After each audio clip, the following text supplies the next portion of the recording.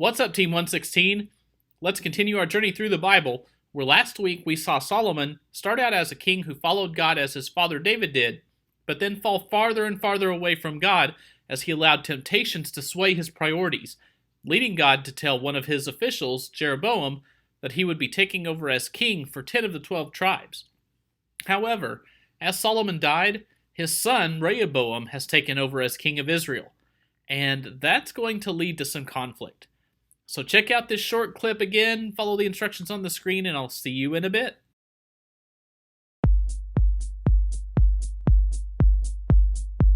At the end of King Solomon's reign over Israel, God told a man named Jeroboam that he would become king over all but one of the tribes of Israel.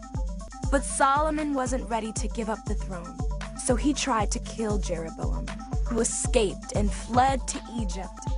A short while later, Solomon died, and his son Rehoboam was named king. The people were unhappy with the heavy taxes placed on them and went to complain, along with their spokesperson, Jeroboam. Despite their complaints, the king refused to listen.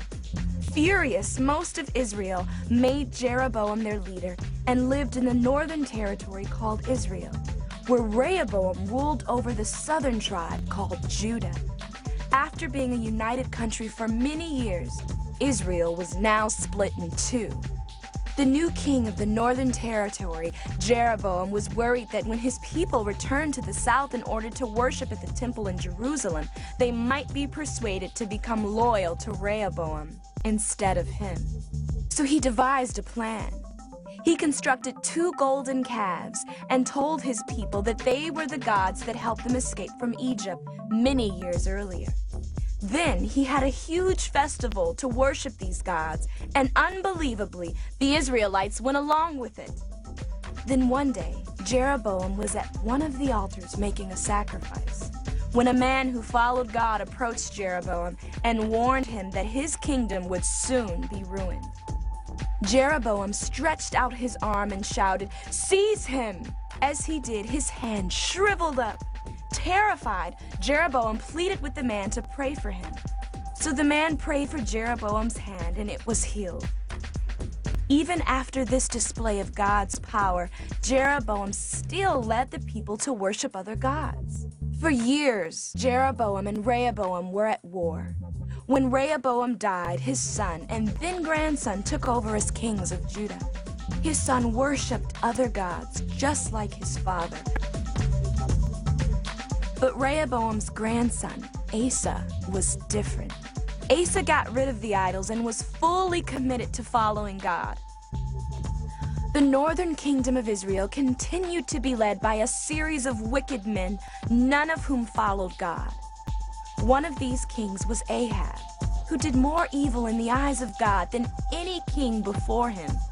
Perhaps worst of all, Ahab married Jezebel, a woman from a foreign country who convinced him and almost all of Israel to worship a foreign god named Baal. Because of this, God would need to send a messenger to set things straight.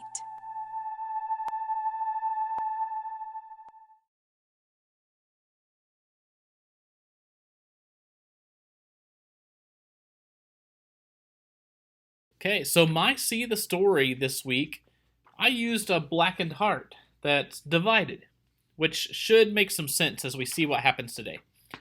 So we start out this week after Solomon's death, with Rehoboam and Jeroboam having an interaction that will be key to the future of Israel. Rehoboam went to Shechem, for all Israel had gone there to make him king. When Jeroboam, son of Nebat, heard this, he was still in Egypt, where he had fled from King Solomon as we saw last week. He returned from Egypt. So they sent for Jeroboam, and he and the whole assembly of Israel went to Rehoboam and said to him, "Your father put a heavy yoke on us, but now lighten the harsh labor and the heavy yoke he put on us, and we will serve you." Now remember way back when God granted the people's desire to have an earthly king? And remember that Samuel warned the people about how heavy the demands on them would be from a king? And remember that the people didn't care? They just scoffed at Samuel's warning and issued louder their demands for a king? Well, now just 3 kings down the road, they're kind of realizing how demanding on them having a king really is. and they're asking for relief from those demands. Rehoboam told them to give him 3 days to think about it and then return to him.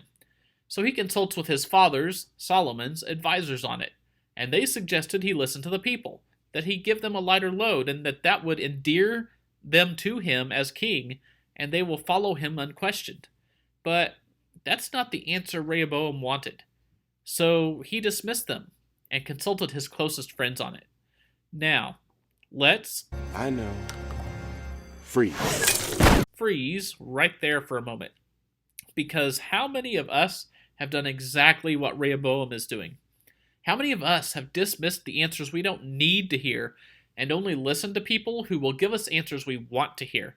As social media culture has grown, this behavior has actually produced new phrases, such as safe space and cancel culture. Heard any of those? Well, safe space is basically when you only surround yourself with people who only say what you want to hear, whether it's about you, someone else, a certain issue, whatever. Cancel culture is when people try to force consequences on those outside their safe space in ways such as bullying them, causing them to lose jobs, or sometimes even ways that do lead to their death. And these people primarily use social media to try and spread the message about people who should be canceled. Team, this is the world you all are entering as you go through middle and high school, and you'll only find more of it as you go into college and adulthood. We do need to be mindful of what messages we listen to, but we also need to be mindful of how we try to deal with those messages. It is our duty to bring light to evil messages and actions, but it is not our role to cancel others. Delete!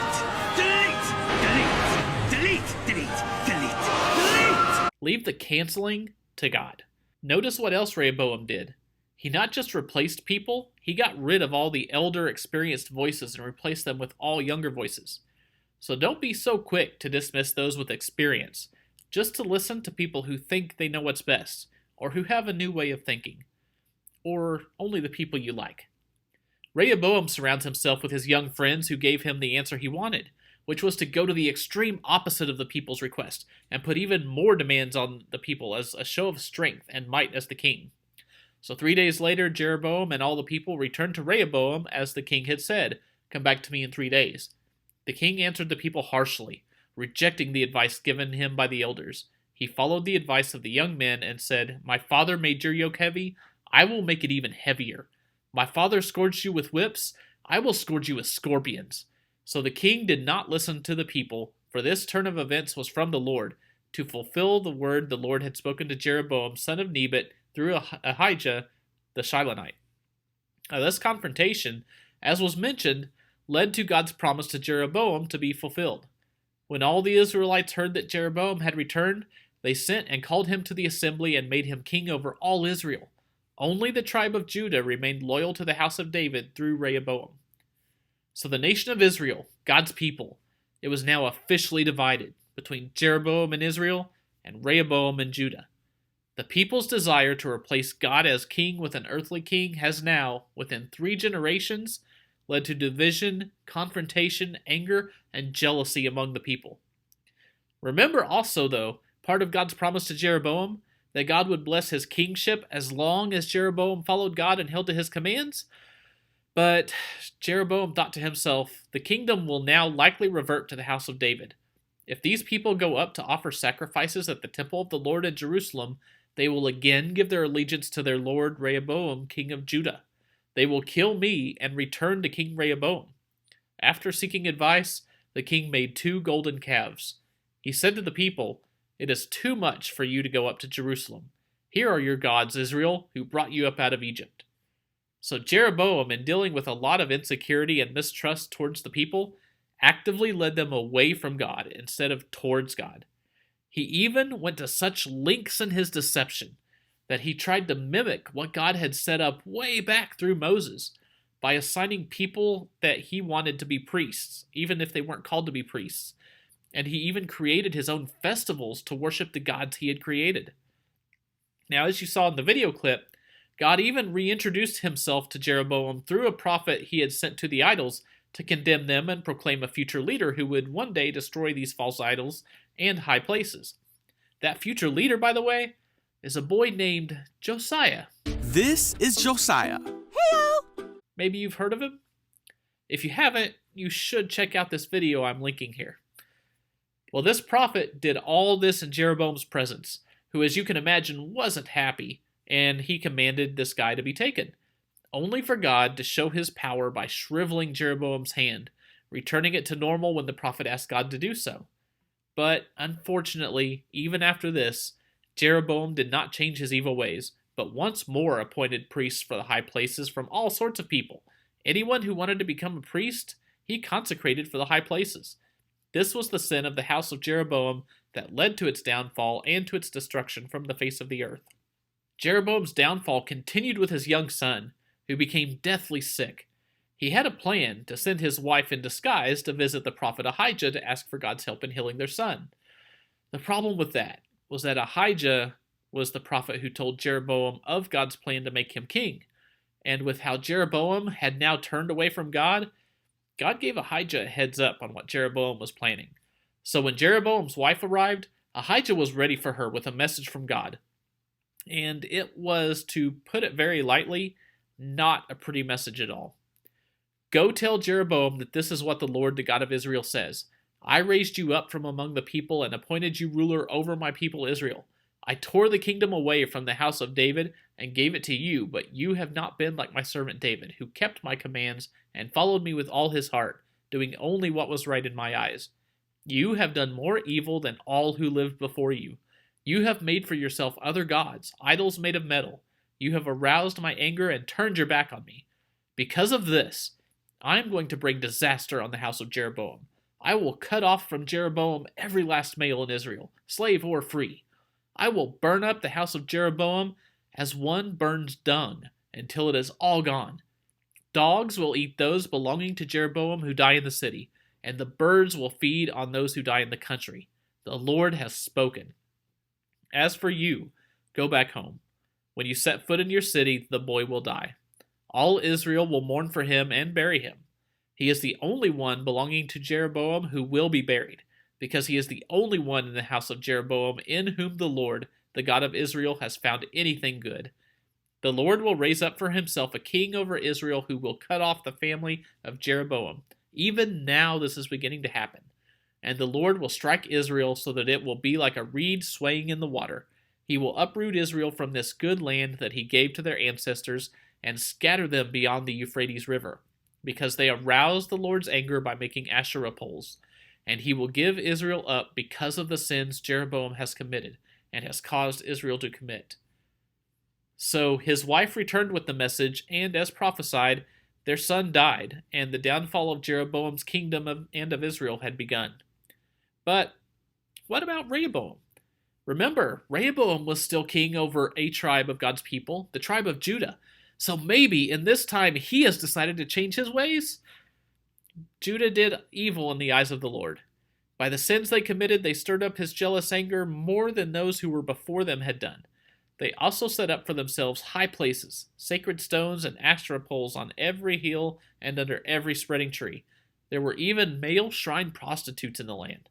The people engaged in all the detestable practices of the nations the Lord had driven out before the Israelites. Okay, so maybe not. Well, not only did God hand the opportunity to lead his people to someone who turned his people away from God, but the other tribe God left under David's legacy has also turned against God. Instead of one nation united in following God under his heart, they are now a divided nation, all going against the heart of God. And the final tagline for this time in the nation of God's people would really be this verse. There was continual warfare between Rehoboam and Jeroboam. Sadly, all this division, warfare, and evil living continued from these two in their respective nations, as they were each continually followed by more and more kings who just led God's people further and further away from God. As we'll see, though, picking up from here over the next couple weeks, God always has plans in the works to restore his people and try to lead them back to him. But now's your time to join the story for this week. So maybe think about sharing, what does this story show you about what's important to God? Do you notice the times you start straying from following God? And what helps you notice it happening? And what can we learn from this story about what it really means and looks like to be faithful to God?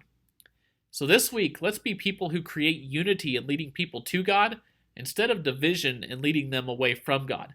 And I'll catch you on the next part of our journey.